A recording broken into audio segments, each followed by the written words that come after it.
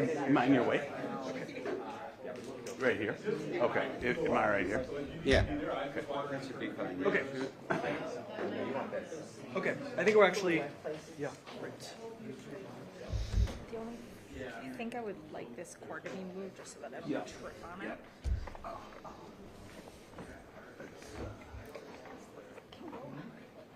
Well, I was thinking to actually Go the other way? Go back behind. Yep. No, lift it up. Move it. Yep. I just wouldn't sit too close to me. You don't want to get smashed. That look good? Yeah.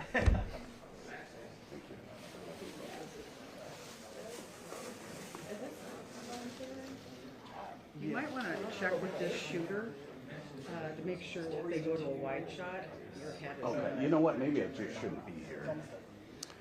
Just rather than take a chance. I wonder if they could just raise their. I don't want to change their. I don't want to change theirs. I'm not sure who it is. Like,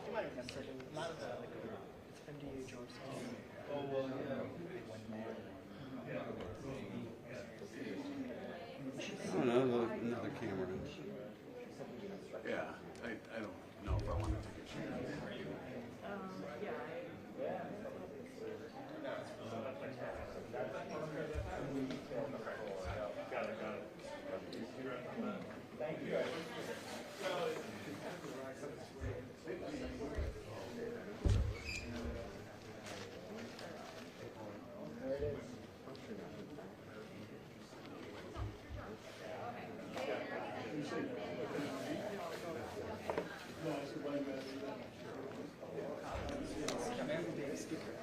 Okay, we got a malt box. You want to hook into that?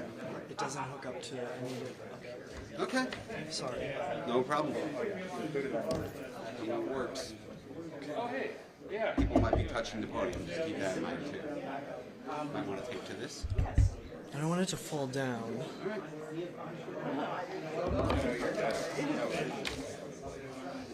Okay.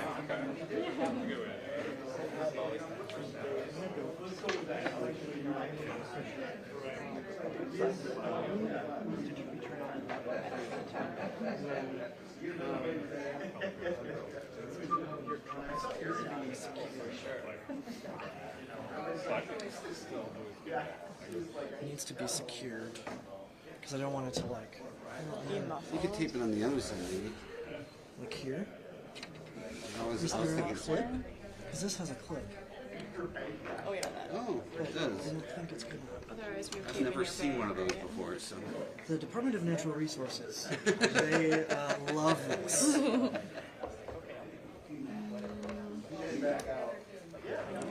So just like tape it right here. Yeah. Or what if we will it fit on this one? Am I in your way? Just trying to get it to. I think we Yeah, could I've never tape seen a it. mic like that.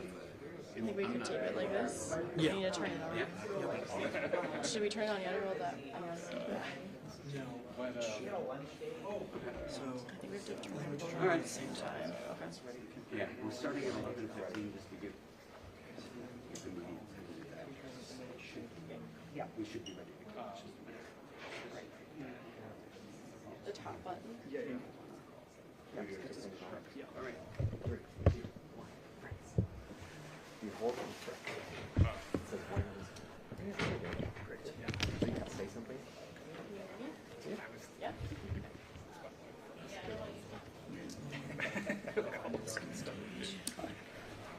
Thank you.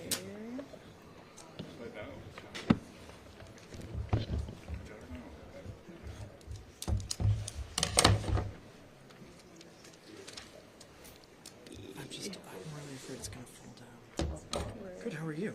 Oh, yours just sits in there. Nice. Or can we just set it up like tape it You know up? what? Or like Yeah. It could be laying down too. So his is just sitting right there. This is ours. I want it to like fall and move around, so that's why I want to tape it. Can I let you? I'm gonna go upstairs. yeah, we can figure this out.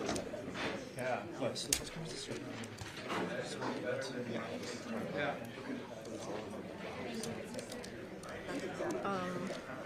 You want to have that? Okay, sorry, this is not very pretty, but at least it won't like move around when it.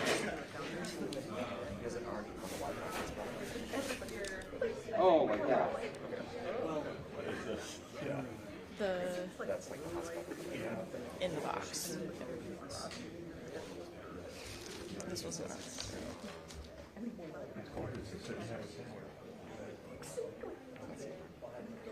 I can check on I think this is gonna stay. Nice.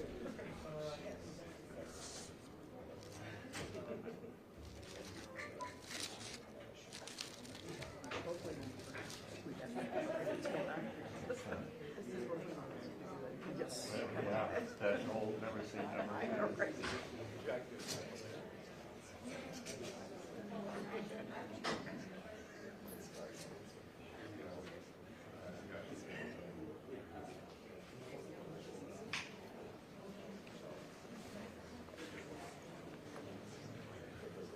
A reminder to everyone, the plan is now to start at 11:15 for those who didn't hear the earlier announcement.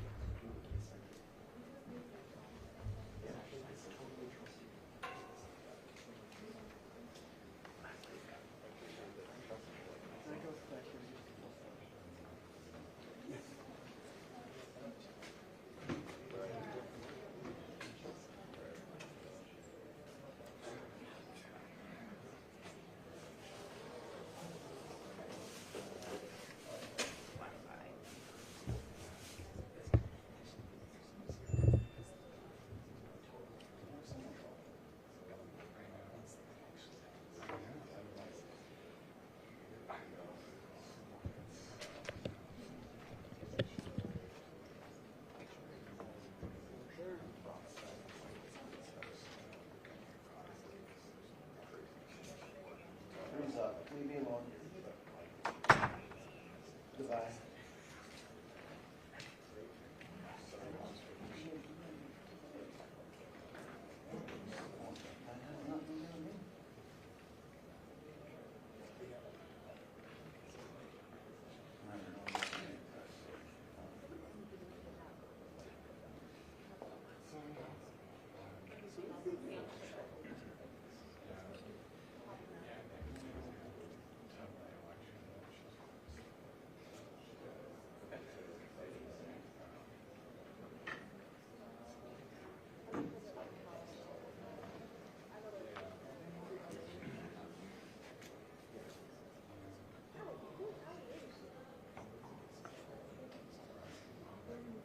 You good?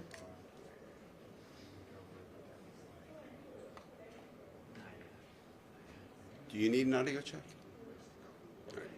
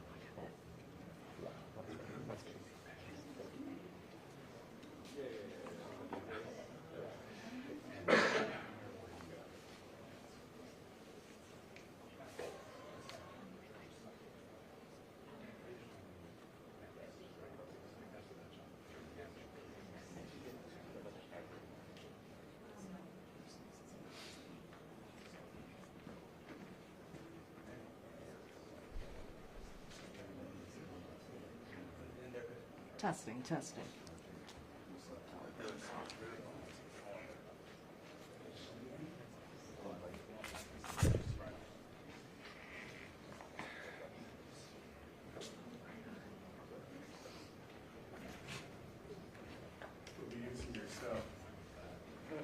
Oh, really? Okay.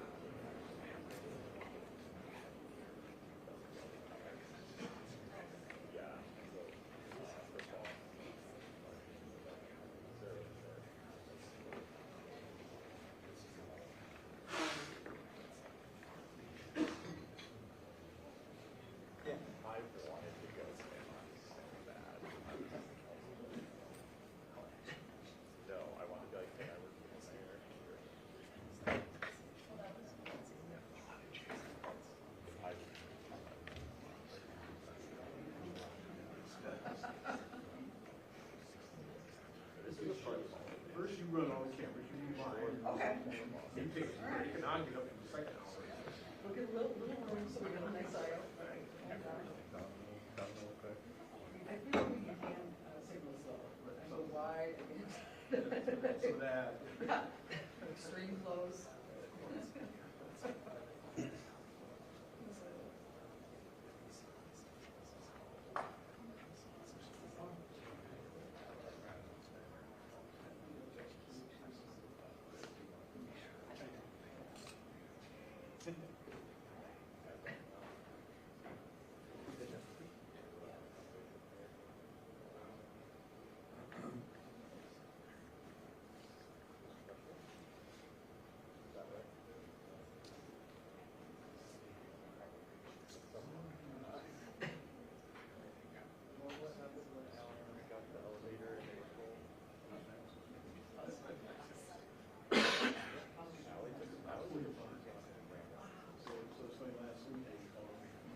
March 9th, so NPR, the story, they thought I was retired on the same day as I retired. So I went to the user, I don't want to do it, so say no. She goes, I don't know, because I wasn't quick. And so I said, I'm going to, they did a really nice story.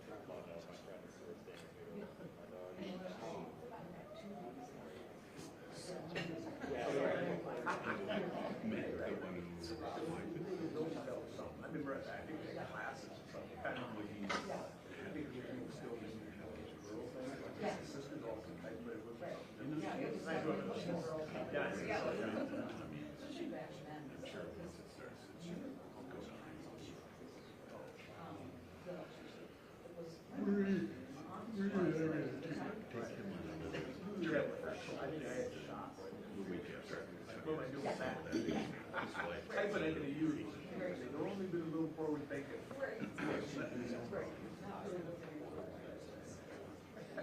So I tell people about it.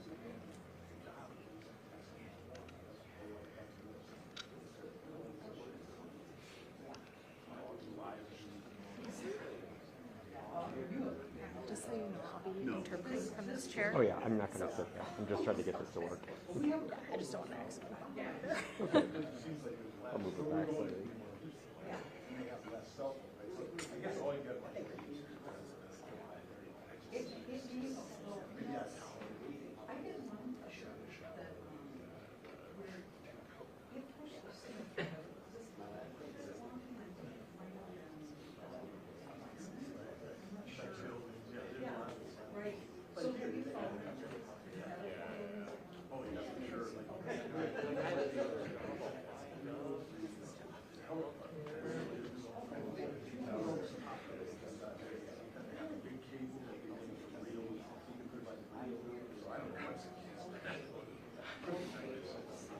it's usually like, you know, a lot of media shows up in the phone. So I just never grab it.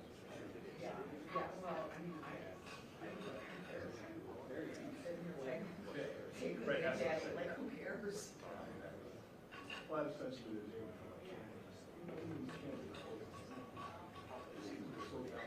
Right, yeah.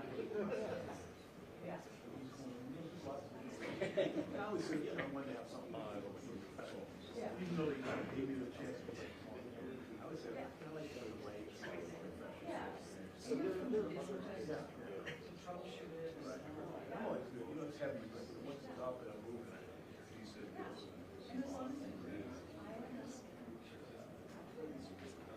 this one's so bigger and wide.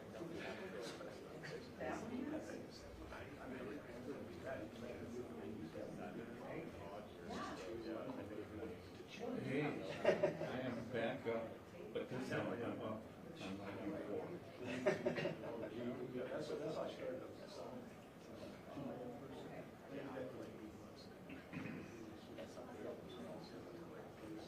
You know what? He's had a different story across the street. But he's not using his life. Pick this up. He walked by him.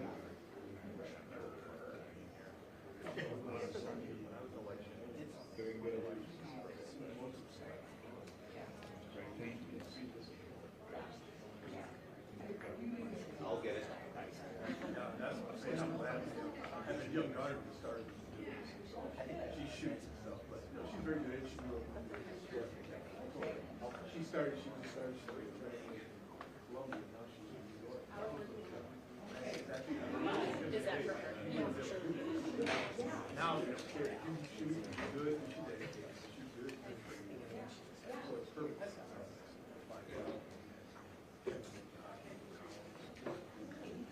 So that, The black tape right there is going to be where she's the line, sorry. Oh, yeah, yeah.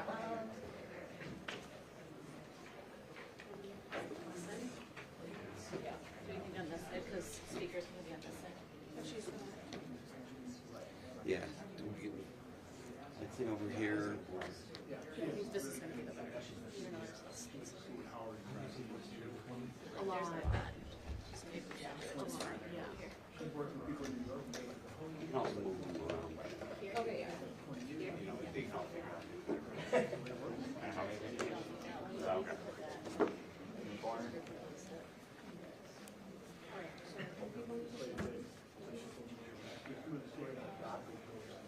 Then they send it to a giant cold.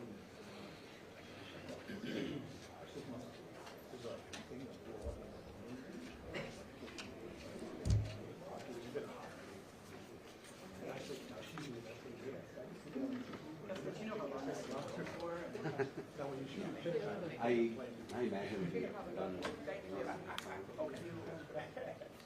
Get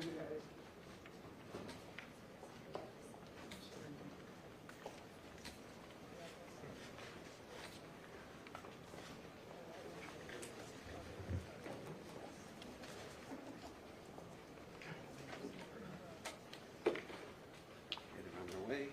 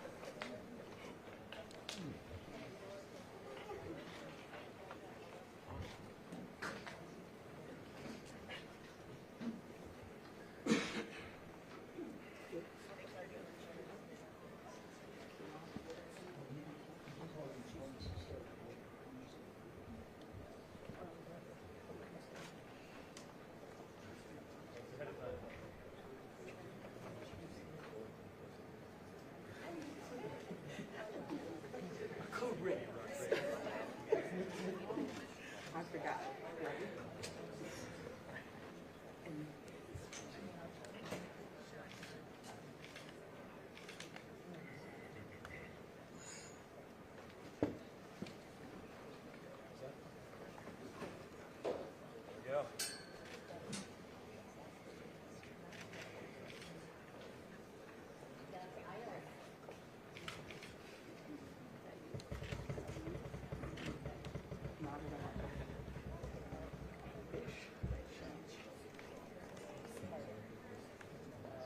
I don't know, because they said we were all walking in together. We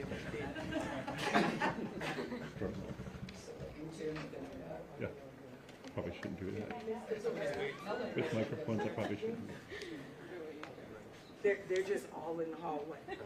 It's really important. Council members always show up first. Do you have like an act for us? You sing or something? Well, that's trio. No. No. Okay. There's no jigs going on today. Not today. This is a missed opportunity, really.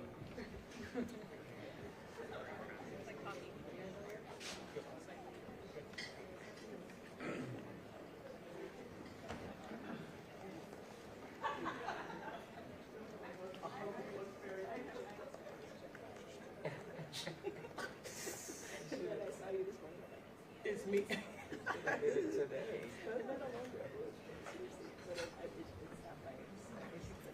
Yeah, right? No, here we are, right?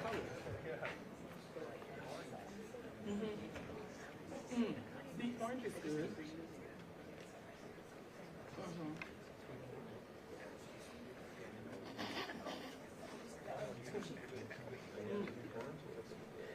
Or energy efficient. You're recycling this over and over. You can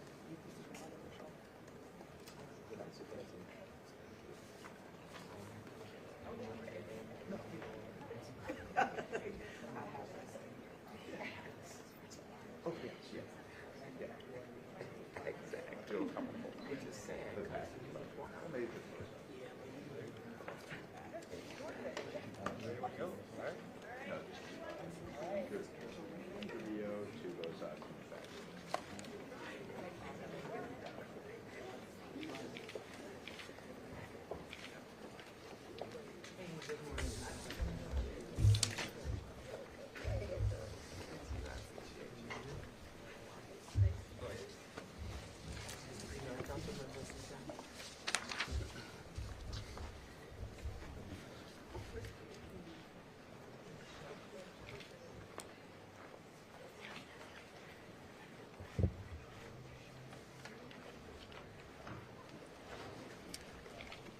Good morning. About an hour ago, I signed an agreement between the Minnesota Department of Human Rights and the City of Minneapolis that charts a clear roadmap for change going forward in our Minneapolis Police Department. I've heard from a lot of people out there that are wondering what to make of this and how they should feel.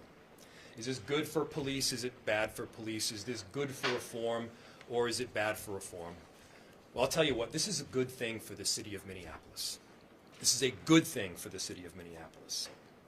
I won't tell you how to feel, but I'll tell you how I feel. I feel optimistic. The agreement isn't change in and of itself, but it charts a clear roadmap to it. And there's a whole lot of work that went into this agreement. 30-plus day-long negotiation sessions. It's 144 pages, 496 carefully crafted paragraphs. And none of us could have done this work alone. This work in all forms has stemmed from partnership. I want to give a huge thank you to our negotiating team, especially our city attorney's office, Kristen Anderson, Sarah Lathrop, Yvette McGee-Brown, Amelia Huffman. Thank you so much. I also want to give a huge thank you to the Minnesota Department of Human Rights as well as Commissioner Lucero. Thank you so much. The partnership has been huge, and this is a roadmap, and it's a journey that we've already begun. This agreement helps us to embark on the work and then push it even further. You're probably tired of hearing me talk about all of the policy changes that we have already made, so I'm not going to talk about them. You can find them on the website. But in fact, we've made a ton of policy changes. But simply putting policy on a paper is not enough so that people actually feel that change on the ground. You've heard me talk about the dramatic shift that we've made to our entire government structure, creating an Office of Community Safety, providing a comprehensive and integrated approach. This is part of the safety service that we want people to feel throughout our city, in every neighborhood, and on every single block. But here's how this agreement helps. It's an opportunity to transition from the what that is prescribed on the paper to the how. How, in fact, are we going to get this done? As I've said, we've done a lot of policy, but the words on the page aren't enough. We want to make sure we first have that policy in place. Second, we want to make sure that officers know specifically what they're supposed to do and how to follow that policy. Third, they need to be trained in on that policy to the point where it's muscle memory. And then finally, officers need to be held accountable when they aren't living up to the standards that we are insisting on as a collective community. A good deal of the policy language that you'll see in this agreement you've probably seen before. The big part in this is that it takes us further, embedding this policy in practice. Indeed, this agreement helps to ensure that the policy itself meets the road, it meets the ground, that neighbors and officers alike feel that change, and I can assure you that both neighbors and officers want to be part of that change. The agreement also serves several opportunities. The first opportunity is that it takes the sting of politics out of the equation. Inevitably, we'll still have disagreements going forward here at City Hall. Many of those disagreements, however, are ironed out and are ironclad in the agreement itself. For example, an early intervention system. There will no longer be a dispute either way about whether we should have one. We need to have an early intervention system. It needs to be set up. There are clear parameters on how to do so, and we've got deadlines ultimately that we have to meet. Funding. Change and improvement is going to take time and is going to take resources. Other cities that have entered any form of agreement have seen pretty significant expense. I will tell you that that expense will be worth it. Second, it establishes a clear criteria for that change. To be clear, we didn't get here overnight, and change also won't happen overnight. This problem that we now face, it has taken hold over many generations, many administrations, mayors, and chiefs. And clearly our black and brown communities have taken the brunt of this. So we're not asking for patience here.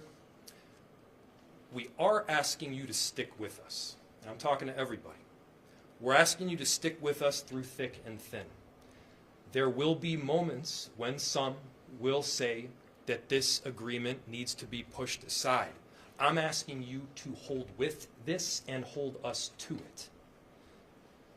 I'm asking you that when we are faced with a violent weekend or shootings take place, that should not result in a call for this agreement to be undone in its entirety.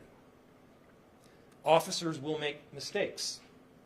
Mistakes themselves shouldn't be a call for the agreement to be undone.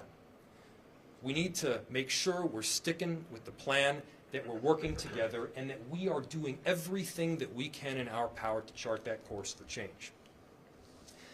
Third, this is an opportunity for us to show our work. Our community in this case, in all cases, deserves transparency, and they're going to have it. We're going to have a public website that is up. You're going to be able to track that data for yourself. There's going to be regular reviews, regular audits. There'll be tracking mechanisms that are set up. And those mechanisms will be set across a number of different areas, from regular reviews, audits, stops, searches, arrests, and then training. There's going to be peer reviews, supervisor reviews, importantly, reviews by MPD leadership. This is going to be a whole lot of accountability that's baked in.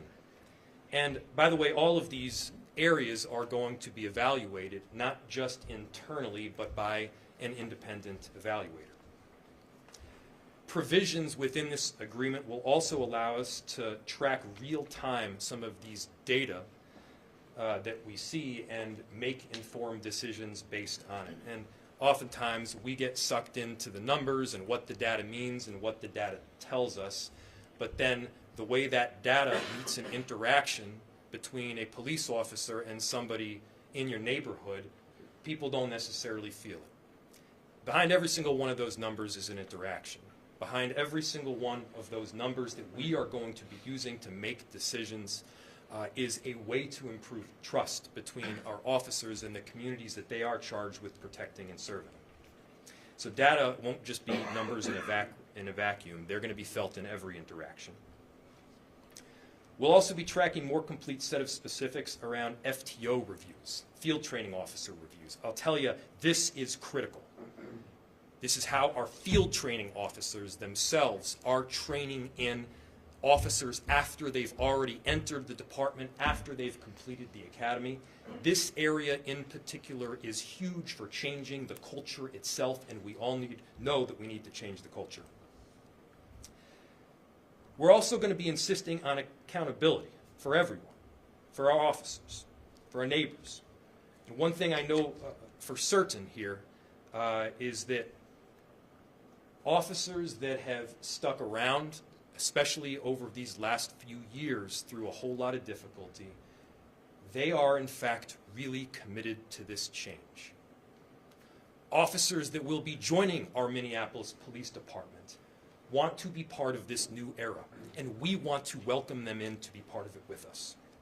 They're here for the right reasons. They're here to protect and serve our communities, and we want to make sure that they have the right supports in getting there. This is not leaving them high and dry with an agreement in place with a bunch of provisions on the page and then they have to do the rest. We want to make sure that they are supported through this accountability measure. We want to make sure that they're supported in doing the work that we know we all need to get done. And so we're going to do a comprehensive needs assessment of our existing support services, of wellness for officers, of our technology, of our facilities, and more.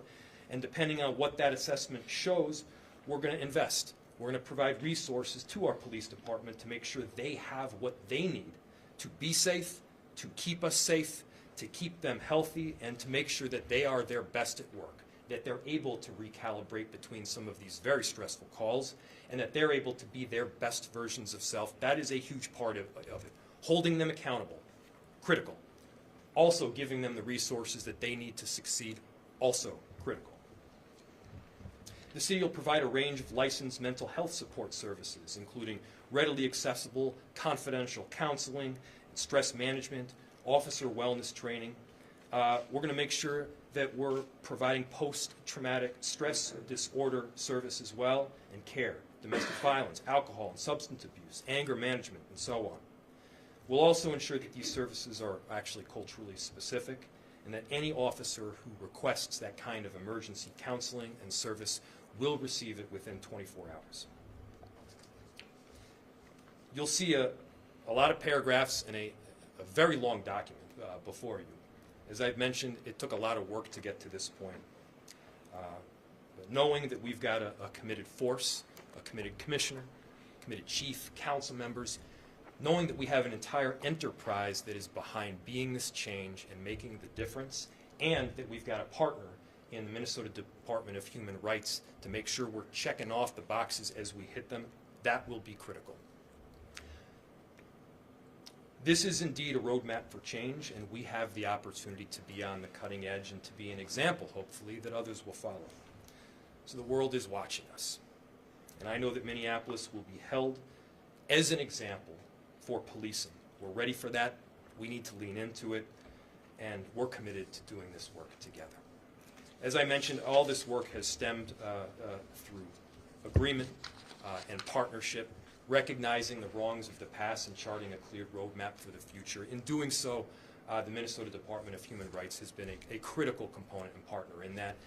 Heading it up is the Commissioner, Rebecca Lucero. Commissioner.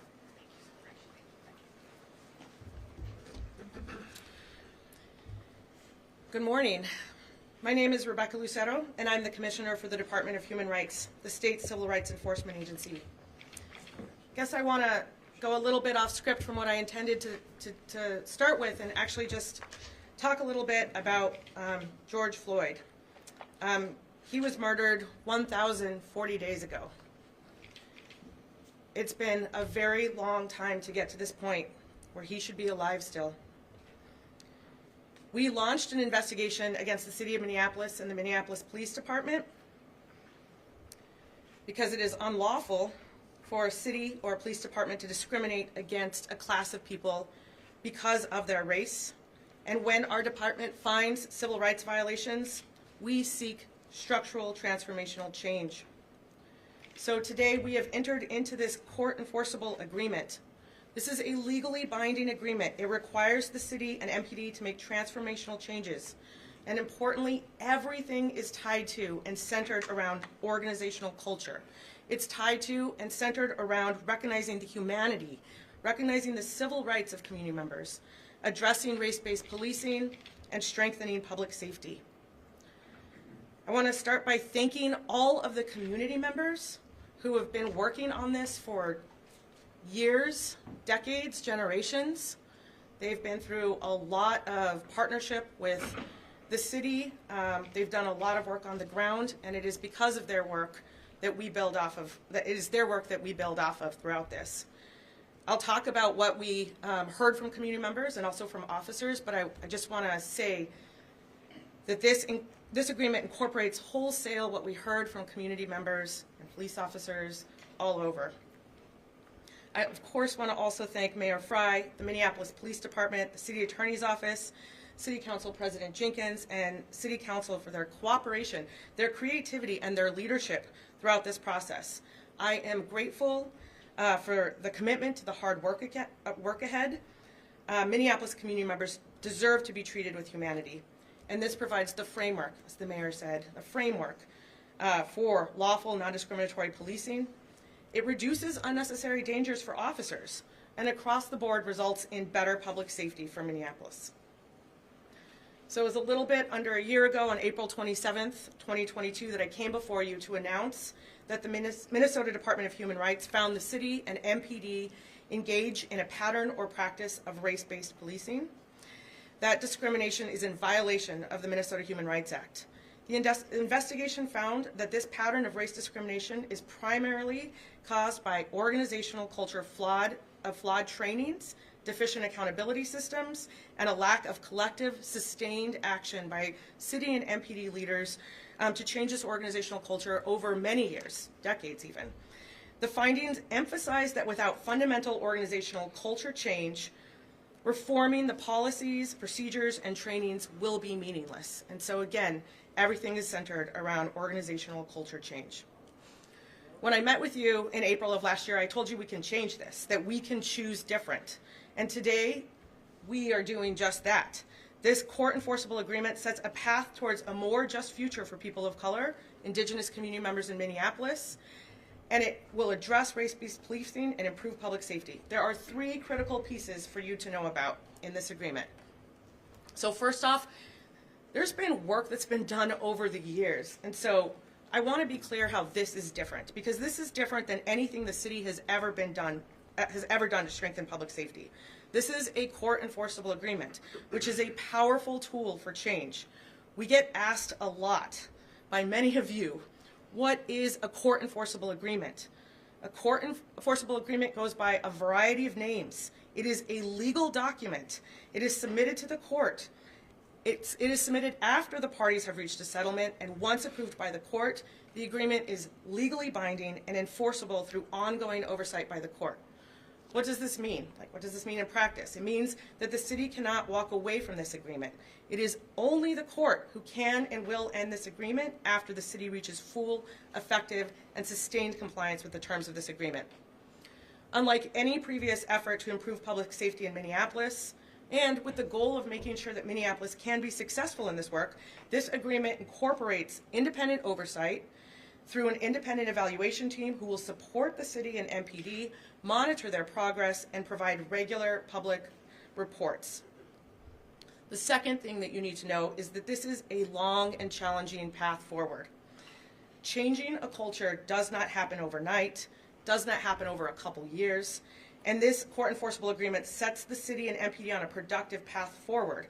It provides clear timelines, it provides prioritizations, and it lays out all the work that's ahead. Some of these changes can be and have been made now. The city has made many of these changes since we announced the findings. And with the priority around culture change, this takes a long time. So some of the cities that are working through this type of agreement, it takes more than a decade. I think we just saw this week the U.S. Department of Justice moving to end its consent decree with the Seattle Police Department after 10 years. I don't know how long this will last in Minneapolis, and I want to set reasonable expectations for the long path ahead. Real and lasting organizational culture change cannot and will not happen fast. It will require an unbelievable amounts of dedicated, focused, sustained work. The third thing that you should know that is critical about this agreement is that from day one of launching the investigation, the Minnesota Department of Human Rights prioritized meeting with both community members and officers. We did that because we recognized the knowledge and the work that had come before us, and we wanted to make sure we were incorporating and honoring all that we could. We did that work during the investigation and again after we announced our findings. We said, let's go back and get feedback from the 2 groups who are most impacted by MPD policies. That's both community members and police officers, and that is what we did. So in partnership with the Minnesota Justice Research Center, we hosted 15 community events last summer.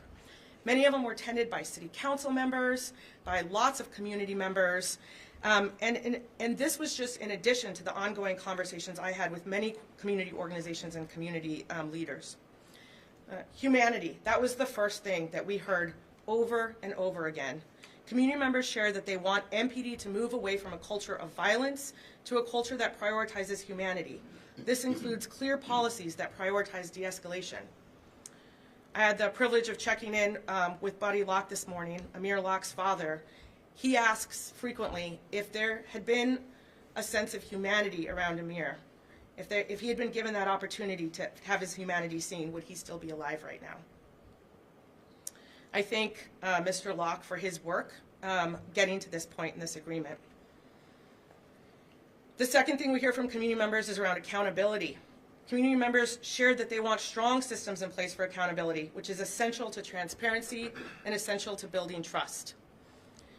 When it comes to listening to police officers, we obviously did that extensively through the investigation.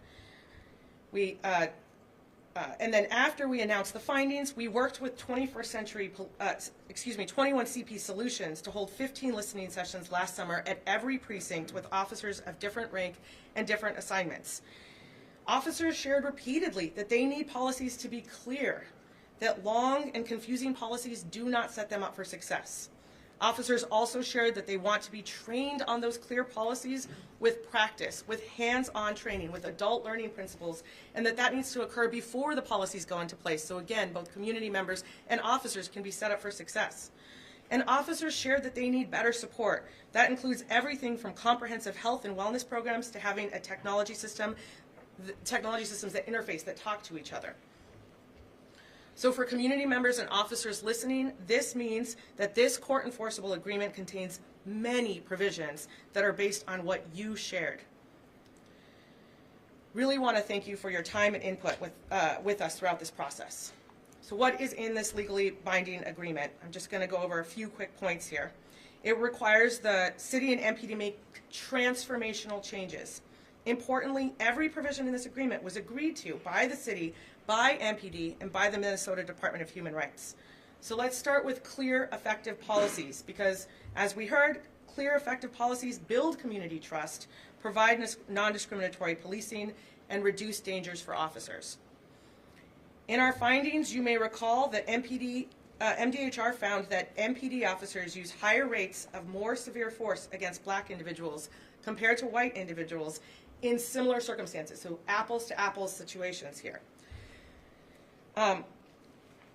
So to make sure that force is used only when it is objectively reasonable, necessary, and proportional, the city and MPD must require officers to de-escalate, prohibit officers from using force to punish or retaliate, limit when officers can use force, limit when and how officers can use chemical irritants and tasers, and ban excited delirium training.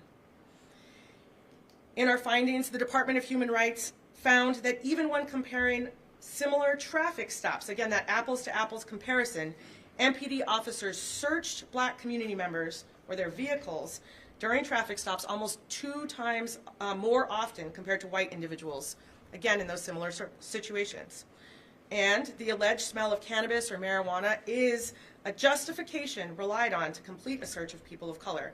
That's why the first set, these additional sets of clear, effective policies include prohibiting the use of certain pretext stops, banning searches based on alleged smells of cannabis or marijuana, and prohibiting so-called consent searches during pedestrian or vehicle stops. I want to make sure I'm making an important note here. The court-enforceable agreement does not prohibit officers from relying on reasonable, articulatable suspicion or probable cause of criminal activity to enforce the law. We want officers to do their jobs. We want them to be successful and do them well, and that means policing in a non-discriminatory manner. So the second bucket is where the court-enforceable agreement prioritizes organizational culture change. Many of these items, you recall, MPD officers said were particularly important to them. First, quality training and support. It's important that MPD officers understand and follow policies. That's why the city and MPD are required to provide quality, timely training. They must also provide officers with a range of support services, and that includes meaningful mental health support and well-functioning early intervention system. All things officers and community members all said were essential. Next is meaningful engagement. While MPD is developing and updating its policies, they are required to actually work with and engage and collect feedback from the people who are most impacted by MPD's policies. Again, community members and police officers. This helps build relationships, it creates buy-in, and it develops a continuous feedback loop of learning. The agreement also requires the city and MPD develop robust and well-functioning accountability and oversight systems, so MPD officers are held to the highest standards of integrity. It requires that the Office of Police Conduct and the Office of Internal Affairs conduct quality and timely police misconduct investigations, and they have to happen separate from each other without inappropriate influence, which is something we talked about quite a bit in our findings. Lastly, there's robust data collection and transparency. We know that data-driven decision-making supports a culture of accountability and transparency. That's why the agreement requires the city and MPD to strengthen its data collection mechanisms, something officers said was super important, produce an annual use of force report, something that community members wanted to have transparency around, create a public database of discipline records that is searchable by precinct, by name and date. And one that I'm particularly excited about as well is to establish an MPD review panel that exists to create the systems and structures for critical reflection, for process improvement, and for continuous learning, because this is a never-ending process to work on culture. You will find up on our website, of course, the full agreement, summaries, one-pagers. You'll see a diagram that shows you how all of these pieces interconnect and come together around organizational change, of continuous learning, of humanity, and civil rights. When I announced this investigation on June 2nd, 2020, I said, all of us are called to do everything we can, not just to prevent future deaths, but to end the systemic racism that is leading to these outcomes. I ended by affirming that we are deeply interconnected, that we need each other. So again, I'm thrilled that Mayor Frey, Commissioner Alexander, Chief O'Hara, Council President Jenkins, and the entire City Council have pledged their deep support of this legally binding, court-enforceable agreement. It is going to take all of us, city and state government, yes, but also foundations, businesses, community members, all of us, to tackle the structural, transformational shifts that must happen for lasting change to occur. This agreement serves as a model for how cities, police departments, and community members across the country can work together to address race-based policing and strengthen public safety. This is a model for a new path forward. So it has been 1,040 days since an MPD officer murdered George Floyd. I started by talking about how Mr. Floyd should be alive today. It is with the deep awareness that Mr. Floyd should be alive today that I'm going to end my statement again today, just like I did last time I talked to you, by affirming that we are deeply interconnected, that we need each other. And so I look forward to the work ahead. Thank you so much.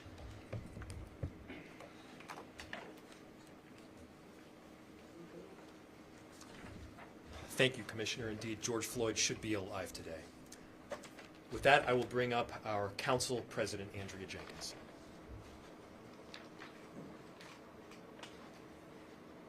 Thank you, Mayor Frey. Thank you, Commissioner Lucero. My name is Andrea Jenkins. I'm the president of the Minneapolis City Council. I just want to start by stating that this settlement represents a roadmap for greater accountability, transparency, better training, and police officer wellness.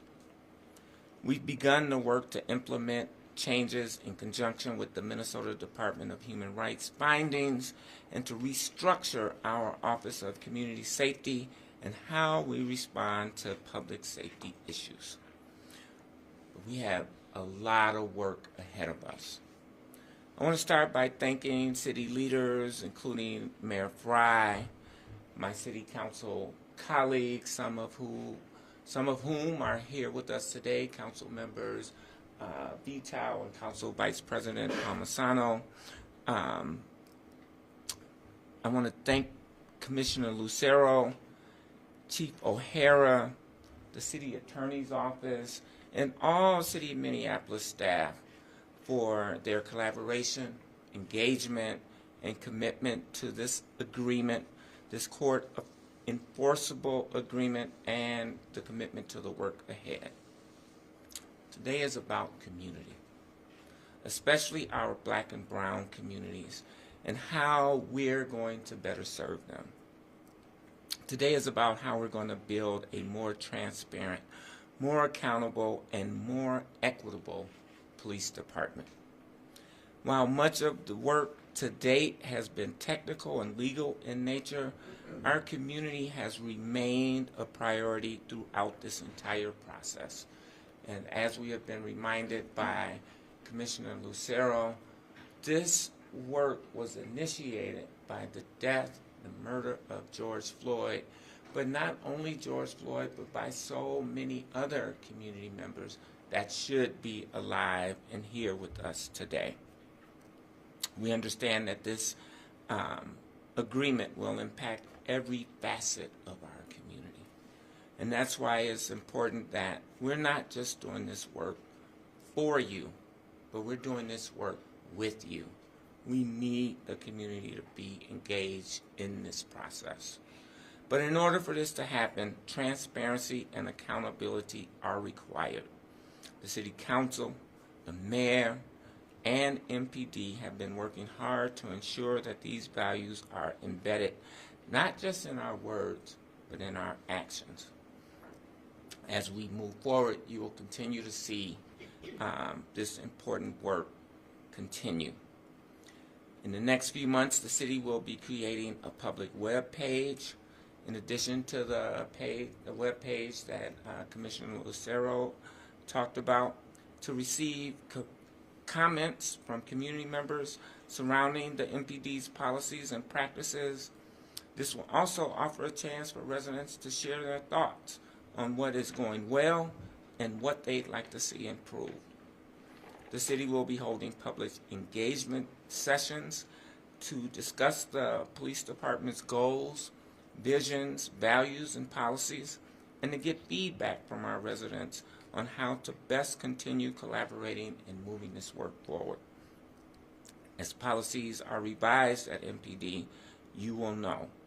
I'm proud to say that myself and Councilmember Ellison co-chair the Patterns and Practices Subcommittee, and that we will have frequent and robust public hearings so that we can get updates from the police department, MPD, as well as the independent evaluator, to make sure that we are keeping the public informed on the policy changes and updates as they occur. Our community will be involved in the selection of an independent evaluator who will oversee this agreement and will be invited to public sessions to learn more about the finalists for this position. Lastly, but certainly not least, I'm really proud that we have created a community commission on police oversight to improve transparency and accountability. As has been reported in the news, we've had record-breaking number of applications for this commission. 160 people have stepped forward to be a part of this work. This overwhelming response indicates that people are eager for meaningful and community-led oversight of our police. We know that this work is going to take time, but it doesn't mean that we aren't committed to it, because we recognize how important this work is for our community and the police department. I'll end by saying this. I know how much trauma and pain the last 3 years have had on this entire community, but especially our black and brown communities. I want you to know that we see you, we hear you, and we are committed to making the meaningful changes that will create the safety, the trust, the accountability, and the humanity that our communities deserve. I hope that you will show up to work with us as we move forward towards change, and that includes showing up to community sessions to have your voices heard. Before I introduce my colleague and Council Vice President, I do want to acknowledge that March 31st is International Transgender Day of Visibility. And I say that because when we honor and recognize the most vulnerable people in our communities, everybody benefits. That's what this agreement is doing, and that's the work that I commit to doing each and every day. Without any further ado, I want to introduce my colleague and friend, Council Vice President Lene Palmisano. Thank you.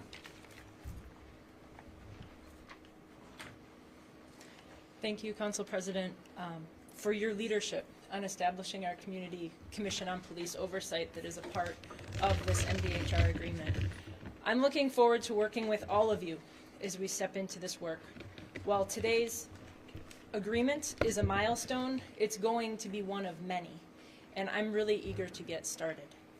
Much of it reflects work we've been doing in other ways, and here are a couple things I've focused on over the years and how they're reflected in this agreement. I want to highlight data, field training officers, and wellness within our police force. From a data perspective, this agreement puts forward a roadmap for how we build that change effectively and more completely than we have ever resourced before. We're establishing clear targets for improvement and timelines to review and audit all city systems that impact law enforcement services. While data might not sound like a glamorous word, it is a really critical one. We'll be making improvements that will impact how our police department tracks and records information, and that impacts how information gets shared with the community.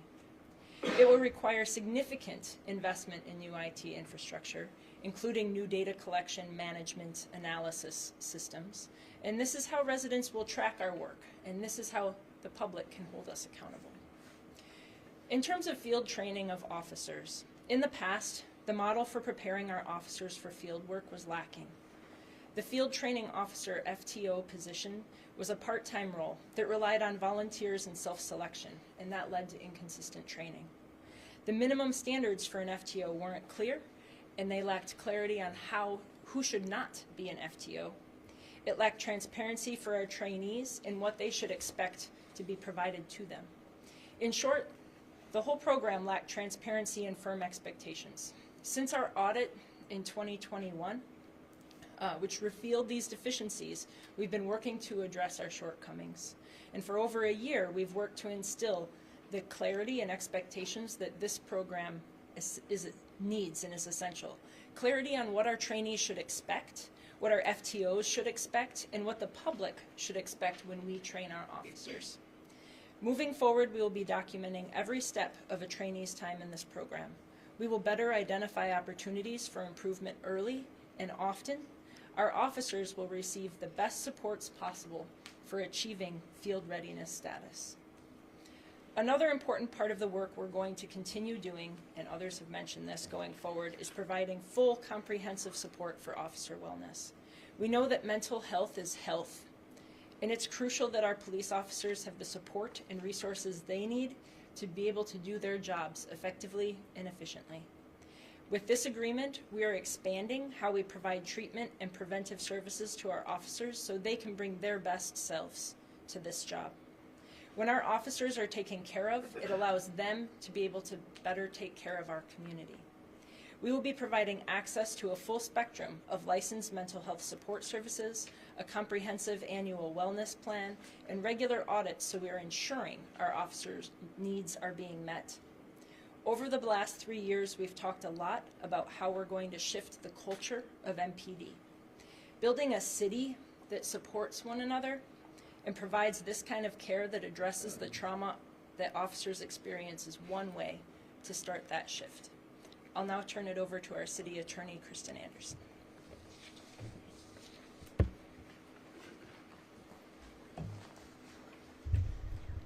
Good morning. I'm Kristen Anderson, City Attorney of the City of Minneapolis.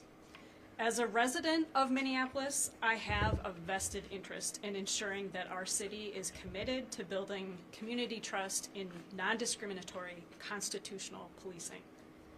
Knowing that these reform efforts were underway was a huge reason why I took this job just 6 months ago. Literally on day 2 as city attorney, I was in an all-day negotiation session with my former colleagues from the state. Throughout all of these negotiation sessions, and there were more than 30, both parties have been at the table in good faith and have worked together tirelessly to come to, the court-enforceable settlement agreement that we have today. So if you don't mind me getting a little legal and technical on you, folks have asked, why do we call this thing a court-enforceable settlement agreement instead of a consent decree? You know, number one, it's actually titled settlement agreement, but we were really, really intentional using this term way back in July of 2022 in our joint statement of principles to differentiate for the public, for clarity, about what's going on with the state human rights department versus what's expected to come with the Department of Justice. You've heard the term consent decree, and that term is most often used with respect to the U.S. Department of Justice's police pattern and practice agreements with cities.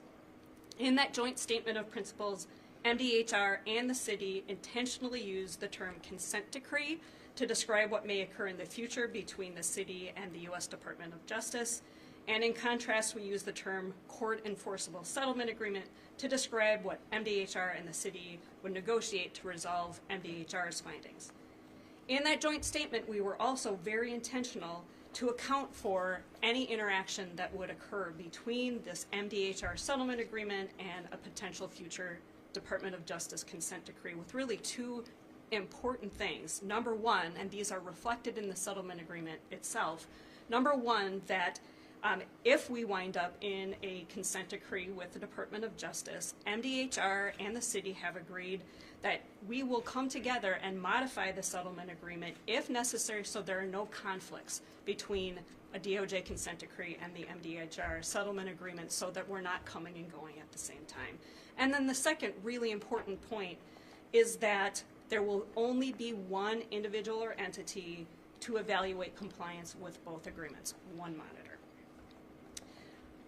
Continuing to be a little on the legal side, I wanted to talk today a little bit about what the process will be now that we have a approved settlement agreement. Later today, or maybe it's already been done, Human Rights will file a new lawsuit against the city in Hennepin County District Court, and at the same time file the court-enforceable settlement agreement and a joint motion between the city and the Human Rights Department asking the court to issue the settlement agreement as a court order. This lawsuit is simply a necessary part of the process for the settlement agreement to be approved by the court, making it that court-enforceable agreement that we have been all talking about, as agreed way back in July in the joint statement of principles. There are no new allegations in the lawsuit. It contains allegations based on MDHR's investigation and probable cause determination from April of 2022. So all of these documents will be filed in court, and then it's in the court's hands for the court to determine what process the court wants to use, and for the court then ultimately to approve the agreement. As others have said, compliance with this court-enforceable settlement agreement will be a huge undertaking. Cities from around the country have told us that this is an iterative process and it will take years to accomplish to get it right. But we need a clear goal that we are all working towards. What this settlement agreement provides is a roadmap to change not just for this mayor and this city council, but for every mayor and every city council and frankly every employee who works on public safety to be committed to and be accountable for to this independent evaluator, but more importantly to our community. I'd like to call up next Commissioner Cedric Alexander. Thank you and good morning. The Office of Community Safety was formed roughly about 8 months ago to enhance and unify the daily operations, preparation, and strategic priorities of 911 services, emergency management, fire, police, and of course our neighborhood safety departments. The City of Minneapolis must have these 5 departments functioning efficiently and effectively daily to ensure the safety of our residents in the preparation and execution for day-to-day as well, if should any crisis arise. I want to acknowledge that the Minnesota Department of Human Rights has spent significant time reviewing, evaluating, and recommending significant changes to how the City of Minneapolis builds relationships between public safety and community. Some people may view this deep dive into our city policies, protocols, practices as just another negative interpretation of Minneapolis' shortcoming or failures in the aftermath in the murder of George Floyd. I see MDHR's work in this settlement agreement as a difficult yet necessary step in the right direction to further enhance the trust and legitimacy between police and community. OCS is developing a comprehensive, coordinated approach to community safety. Our police department is an integral part of this structure. We will work together tirelessly to keep our residents safe in an equitable and constitutional manner. The settlement agreement highlights many institutional reforms, some new and several already underway. We know that we have a dedicated team of professional public safety personnel willing to continue the daily work while remaining open-minded and motivated to make changes for the better. OCS unified efforts are already paying dividends, but we know that we have a lot of work yet to do. We must have first responders and law enforcement, specifically, the necessary resources and support to the best serve and protect our residents. Capacity continues to remain a crucial issue for us in our city. Our leadership is committed to building capacity, developing best practices, and creating appropriate systems to ensure that the city becomes a model for others to follow across the nation. The City of Minneapolis is committed to becoming an innovator, an industry leader in community safety. OCS will lead this work in transforming Minneapolis into one of the safest cities in America for everyone in this community. Thank you very much. And I'm going to introduce now Chief Brian O'Hara. Thank you. Thank you, Commissioner. On behalf of the Minneapolis Police, we recognize that some terrible things have happened here in the past. And together with our communities, we are embracing this reform process today. This settlement agreement envisions substantial reforms that must be fully implemented and practiced to perfection by all members of the MPD at all times. And then we must be able to prove that we have done so to an independent evaluator. So this agreement will ensure that Minneapolis Police will have the policies, training, support, and resources that they need to deliver the highest quality of policing services that our residents deserve. But we will not be confined to the four corners of this document. We will continue to work tirelessly to ensure that the culture of policing in this town, as well as the narrative around policing and public safety, continues to change, so that all residents of Minneapolis can know that Minneapolis cops have their backs. At the same time, we recognize that those who are most affected by policing itself are often those who are most vulnerable to crime and violence. Our most vulnerable communities should know that we will continue to respond. We will continue to answer the call. We will continue to protect and serve day and night, and do everything in our power to keep all people safe. This is a continuation of a long process to heal the deep wounds of this city. Immediately after the council voted this morning, I called retired Police Chief Medaria Arredondo to make sure he was aware of this moment. And I just want to publicly acknowledge and thank him for his service to this city, as well as to the service and the leadership of the interim police chief, Amelia Huffman. At the same time, we know the hard work is just beginning. But I believe at the end of this process, Minneapolis will have the best police department in the nation. Our city will be safer. And the police and all communities of this city will be more united than ever before. Thank you.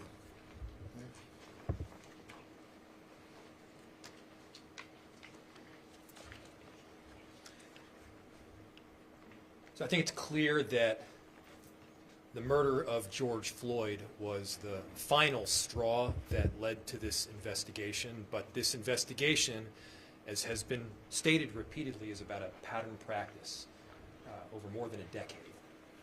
And that's why this work of embedding that culture change is so essential.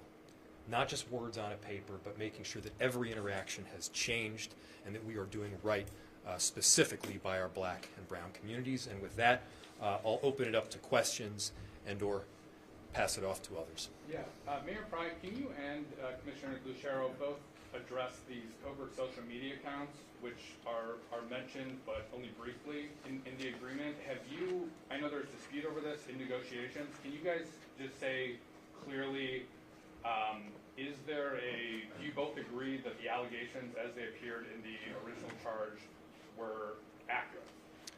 I'll first pass it off to Kristen Anderson, our city attorney, and then of course Commissioner Lucero can answer as well, so we get that in the record. I mean, the short answer is the city does not agree with those findings. You know, we don't have to agree with everything with the Human Rights Department to come to a settlement agreement. I will note that in the 496 paragraph settlement agreement, it addresses covert social media or undercover social media in one paragraph and in a definition. And what it says is that the parties recognize the value of MPD using those accounts in a non-discriminatory manner to establish a credible undercover social media profile, and that we will continue to maintain a policy and will develop procedures. I also want to point out that Human Rights has on their FAQ website, I think, a very helpful question and answer. What did MDHR mean when it found that, quote, MPD's covert social media accounts were used to conduct surveillance? And the answer is, with respect to MDHR's findings about MPD's covert social media use, when MDHR described MPD as, quote, surveilling individuals and groups through social media, MDHR did not use that term to indicate, quote, hacking into accounts or private messaging systems or, quote, wiretapping those individuals or groups. What was meant by, quote, surveillance was that MPD officers use covert social media accounts to, quote, follow and, quote, engage with individuals and groups through their social media accounts. It is common practice for law enforcement agencies to, quote, follow and, quote, engage with individuals and groups through their social media accounts to establish a credible undercover social media profile. And sorry, before we go to Commissioner Lucero, will you release the underlying documents so we can tell our readers and viewers whether or not the city was covertly, following people on social media, people of color, not white people, not white supremacists, and for no, criminal investigatory reason? That's what I'm talking about, not the, the definition of the word surveillance. Okay, so the Data Practices Act obviously covers all of the data with respect to the investigation. At this point, all of the data with respect to MDHR's investigation is covered under Minnesota Statute Section 13.39, which is civil investigatory data, which is non-public at this point. So you can't release it, or you Correct. won't release it? Correct, we cannot release it. It's not public. Hi, good morning. Just to correct it for the record, my name is Rebecca Lucero, or Rebecca Lucero, if that might be helpful. I think to address your specific question, our findings are correct. MPD uses covert social media to target black leaders, black organizations, and elected officials without a public safety objective. That remains true. The only clarity we provided was that when we said surveil, we meant exactly what we said in our findings, that they were using fake accounts to access community members and organizations to seek and gain access. We can call it, we don't have to use the word surveil if there's confusion about that. We agree it does not mean wiretapping. So we do agree that it means to track, follow, engage with. At the end of the day, we don't have to agree. That's what matters. And the policy change in here covers every single piece from top to bottom that must implement really good policies around undercover social media or covert social media accounts. And that's what we made sure to get into this agreement. I can ask Deputy Commissioner Irina Vanderman to come up and provide some more specifics on the legal pieces of it. Hello, everyone. Irina Vanderman. I'm the Deputy Commissioner for the Minnesota Department of Human Rights. As Commissioner Lucero just shared, the agreement itself contains, it's true, one paragraph and one definition pertaining to the use of undercover social media accounts. And that one paragraph addresses in full substance the concerns and findings that MDHR had with respect to the use of those undercover social media accounts. They can only be used as defined and provided in the definition for furthering criminal investigations. They have to be used in a lawful, non-discriminatory manner. And of course, there has to be authorization for such accounts to be created tracking regular supervisory review and review holistically by the MPD review panel that Commissioner Lucero spoke about before with respect to how those accounts are being used to ensure that there's not a discriminatory outcome. If there's any other questions, happy to answer that. I think it's not worth our time to go back and forth on this piece. I think what matters is that we do the work. And that is what we're all committed to doing. We've got to get to work to make sure there are good policies, good training, good procedures in place.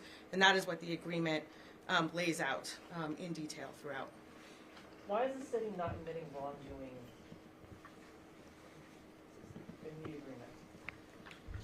So just back to the social media matter, again, the city disputes those findings.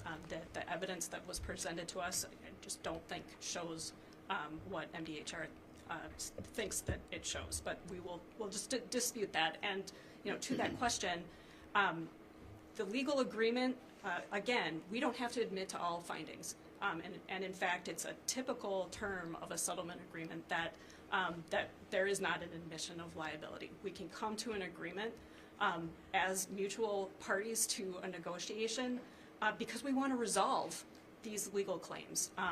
We want closure on the dispute. We want closure on the idea of potential taxpayer-funded litigation when we know we've got work to do. And as I said at the council meeting today, this work, it's already started, but this really gives us a roadmap to really start this work in great earnest with a huge amount of accountability through that independent evaluator, and that's really what we're aiming towards. Not disputing all of these different points, but really coming together to make positive change for the community. Paul Bloom, Fox 9, Chief O'Hara. Can I get a question with you, please?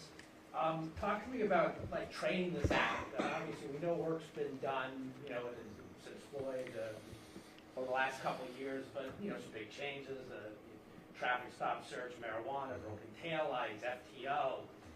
What's next week look like? I mean, do we have to redo training? How long will this take to get this department, your team right now, up to the standards of this agreement? Yeah. So, I mean, directly, next week does not look much different than today. This is not something that the city has gotten into overnight, and we're not going to get out of this completely overnight. However, much of what is in the agreement had already been adopted by policy. And I think, as had been highlighted before in some of the feedback that police officers gave during this investigation, is officers are simply looking for clarity, right? And as there had been an urgent need to make reforms, I think to some degree officers felt somewhat overwhelmed by the length of policies and so on. So I think what this agreement will help is it will help ensure both that community has input and has their fingerprints on our policies, but also that our cops have a voice as well, that we get good feedback from our officers as far as what they understand and what they don't, and that when changes actually happen, we will be given the space now to ensure that there is, adult-based learning, scenario-based learning to ensure that officers are able to react on the spur of the moment. And a lot of times, quite frankly, police officers on the street are making decisions that sometimes it takes attorneys weeks to figure out what is the appropriate charge and that sort of thing. So I think this is something that as this goes on, as we move forward, as we're able to implement new policy, as we're able to implement new training, I think this will be something that will be more and more embraced by our officers. It also addresses officer wellness issues, as well as having a review of facilities, both police facilities and facilities that are available for training. So I think there's a lot in this agreement that will help provide the support and direction that police officers want. Have the officers have they been given a copy of the agreement today? No, the agreement has been confidential until this point. So as we move forward now, my plan is to train first the command staff and the supervisors so that they have a better understanding of that, and then we'll filter it down, throughout the entire agency. Is the city any safer because of this agreement, in your opinion? The city is safer today than it was at this point last year. Right? We've already had more than 36 fewer victims of gun violence this year. And ultimately, the city is dealing with a serious level of crime and violence that's absolutely unacceptable. And the only way to reduce crime and sustain those reductions is to ensure that we are building trust with our community. We need people to be able to trust us, to tell us what's going on and where we might need to be. We need the community to inform our practices. So absolutely at the end of this, as we go through this process each year, I believe the city will be safer each year, as well as I think more and more residents will say they trust Minneapolis cops and they have had more positive interactions with our officers. One of the findings in this report was that officers routinely used racist, sexist, hateful language against residents, against suspects, against witnesses, which was already against policy. How is this report actually, or how is this agreement going to actually change that practically? I think there's a lot that has happened and that is not unique to Minneapolis, that police departments do have policies that force must be lawful and so on, and still terrible things happen in policing. I think the difference is when you have this type of an agreement is you have a mandate to make certain investments that cities just do not make, because this is a very expensive process. It's very manpower intensive. And ultimately, you have to prove to near perfection to an independent evaluator, an independent monitor, that your cops are actually carrying this out. So I think the difference here is not the quality of what's written in documents, it's actually proving what happens on the street. So we're going to see officers being disciplined for, say, cussing out, residents? That is already a part of the disciplinary process, and through the implementation, the widespread implementation of body cameras, that becomes much easier to do. In the past, without cameras in policing, it becomes a he said, she said type scenario. But I think with the widespread implementation of body cameras, that type of issue is the most common complaint citizens have, and that's something that's easy to prove it happened or it didn't. So we will see disciplines? You will see discipline, but the ultimate goal of this process is to have fewer complaints against police, have fewer lawsuits filed for police brutality, have fewer payouts for police brutality. The actual goal, this isn't about a checklist of paragraphs to say, we did this and we're done, we did that and we're done. This is about making change real. It's about changing the culture of policing. Mayor Frey, Eric Rasmussen, KSTP. Obviously, the original Department of Human Rights report was critical of the conduct of some officers. It also shared that criticism all the way up through leadership, including mayors, plural. What would you do differently going forward? The agreement is obviously heavily focused on compliance, but really compliance should be more of a lever to both safety and justice. I don't think there's a mayor in the entire country that doesn't wish that they had enacted reforms and changes faster, and absolutely count me in with them. As you stated, this is an agreement this is an investigation that goes back through at least 3 administrations, several different chiefs, several different individuals, obviously, within the administration, the police department. It is a pattern of practice. We didn't get here overnight, and we're not going to get out of it overnight. And so the work is really ongoing. I think the piece that I am most optimistic about is being able to transition the policy to a point where we're embedding it in every single interaction. That is an area where obviously we collectively, and I include myself, have fallen short. And this is an area where again, we can create policy all day, and certainly we have. But that's not good enough. And so when you do compliance, it's about making sure that we've got the data to back it up, we've got the follow-up, we've got a public, transparent process where we're showing all of our work, and we can count on the policy changes made actually being followed. Chief, this is kind of a two-part question. Jonah Kaplan with WCCO. How many current openings are there on the Minneapolis Police Department? The budgeted number is as per charter, which is 731.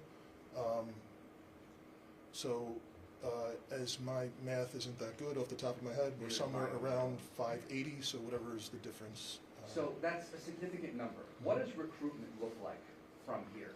Because the mayor's alluded to it, the commissioners alluded to it.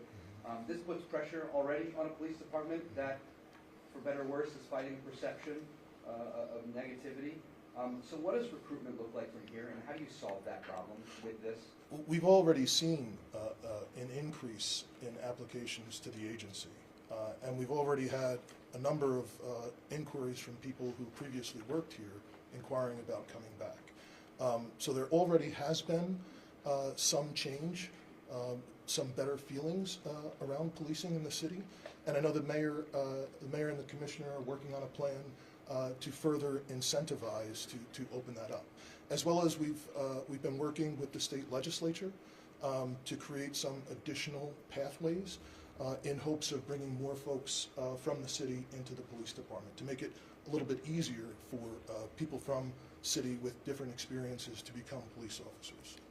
And sorry for more math questions, but for the mayor and maybe even for the council president, what kind of all been alluded to about now the financial commitment to this? How much is it going to cost the city and taxpayers to enforce and comply with this agreement? What kind of investment does it take? I can't give you the exact dollar figure on how much investment this is going to take. Obviously, over many years, which inevitably this agreement will be in place for, it'll be in the tens of millions.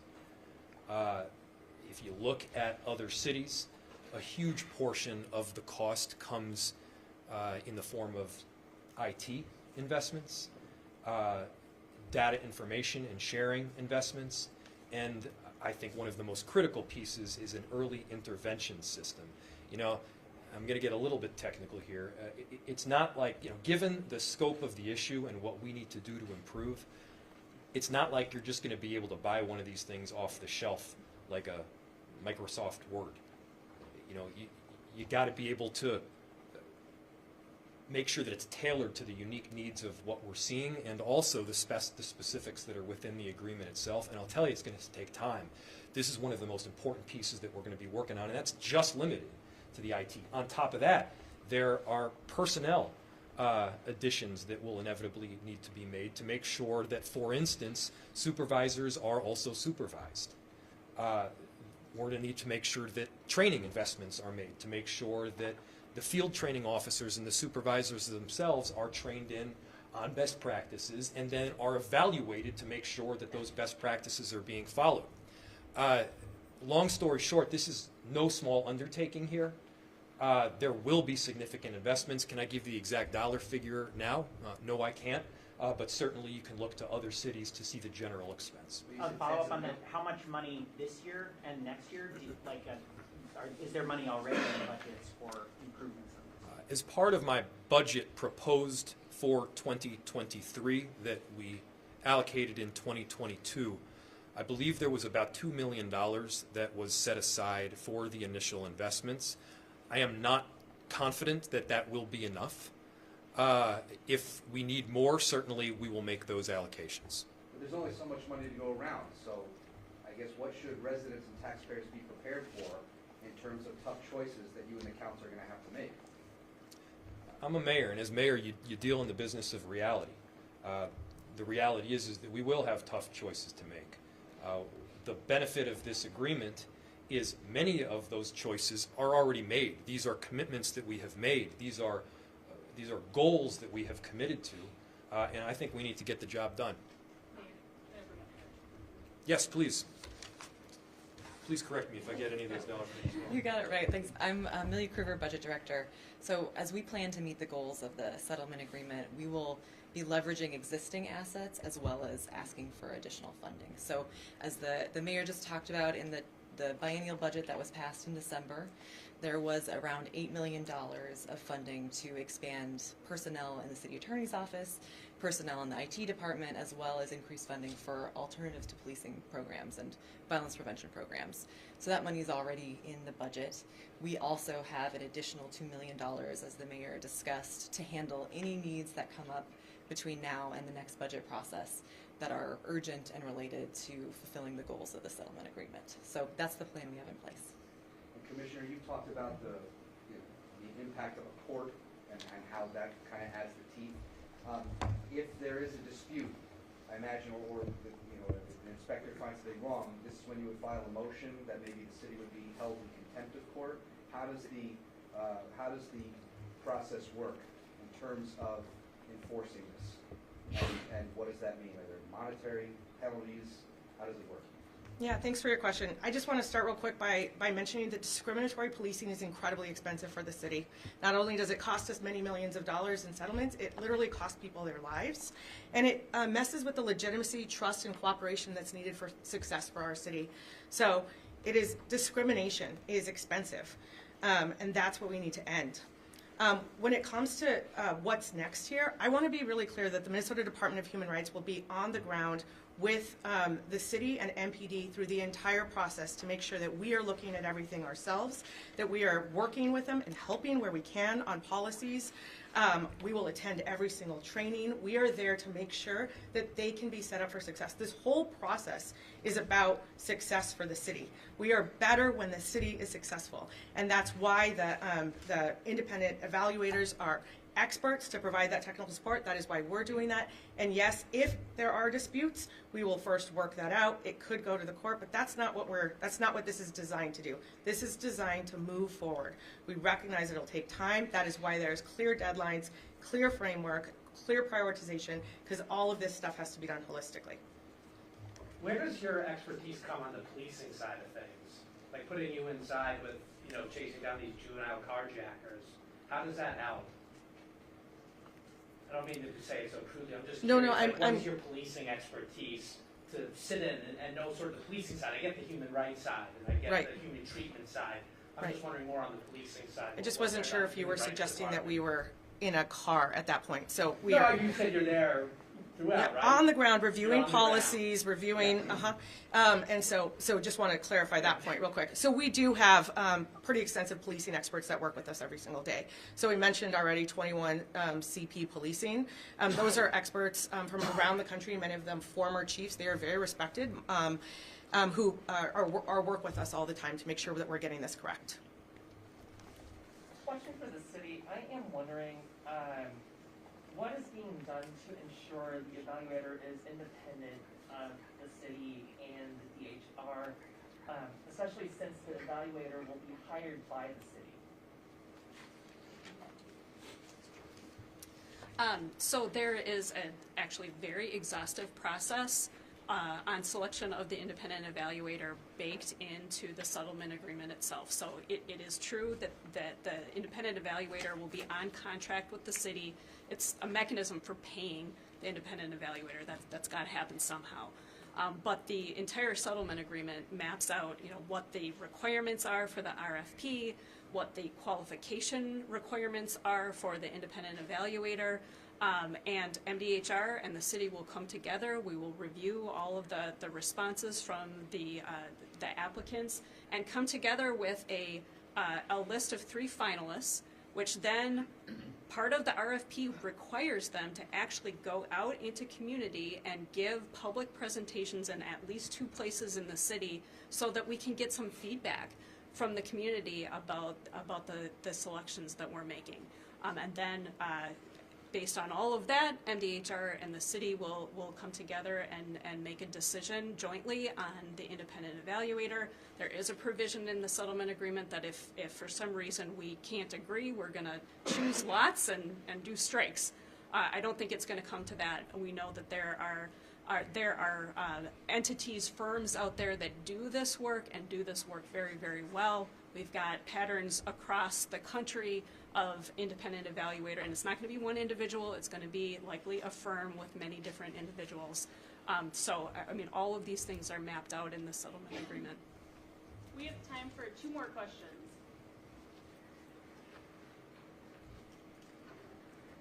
Question for the Department of Human Rights. Does implementing the terms of the settlement agreement require additional state resources, and has the legislature been keen to allocating those resources this session? Yeah, that's a great question. So right now, legislative session is obviously in full force. The governor put forth a transformational budget change for the Department of Human Rights in alignment with what the governor and lieutenant governor have recommended for the previous years. And we will use that to do our work however makes sense. That is both in the Senate bill and in the House bill. And that's just the regular budget request that we've been making for the past many years. This is just part of our overall enforcement action. Last question. Chief, does anything change with the disciplinary coaching component that it kind of controversial? members in the community?